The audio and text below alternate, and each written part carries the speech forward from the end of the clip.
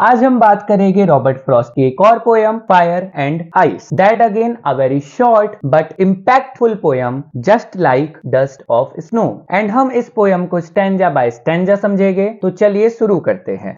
In fire and ice poet ने fire को हमारे डिजायर्स के साथ कंपेयर किया है। डिजायर मीन्स किसी भी चीज पाने की इच्छा, एंड आइस को हेट्रेड से मतलब नफरत से कंपेयर किया है। नाउ फर्स्ट स्टैंजा में फ्रॉस्ट कहते हैं कि कुछ लोगों का मानना है कि दुनिया आग से खत्म होगी और कुछ कहते हैं बर्फ से, और उन्होंने जो देखा है और समझा है उससे वो उन लोगों के फेवर में है जिन्हें लगता है कि दुनिया फायर से खत्म होगी। जैसे मैंने स्टार्टिंग में बताया था कि आग यहाँ डिजायर को रिप्रेजेंट करती है। अब सोचो, हम सबके पास कुछ ना कुछ ऐसे सपने या इच्छाएं होती है जो कभी खत्म नहीं होती। जैसे किसी को बहुत पैसा चाहिए या पावर चाहिए या कोई ऐसा सपना जो वो किसी भी हालत में पूरा करना चाहता है। अकॉर्डिंग टू फ्रॉस्ट ये डिजायर्स एक पॉइंट के बाद कंट्रोल से बाहर हो सकती हैं और हमें और दूसरों को नुकसान पहुंचा सकती हैं। फॉर एग्जाम्पल सोचो, किसी को बहुत ज्यादा पैसा कमाने की जुनून है, लेकिन वो गलत तरीके से करप्शन या चीटिंग के थ्रू पैसा कमाने लगता है। ऐसे में उसके डिजायर्स आग बन जाते हैं जो सोसाइटी को जला के खत्म कर सकते हैं। इन सेकंड स्टैंजा अब फ्रॉस्ट आइस के बारे में बात करते हैं कि अगर किसी तरह दुनिया फायर से खत्म होने के बाद दोबारा फॉर्म हुई तो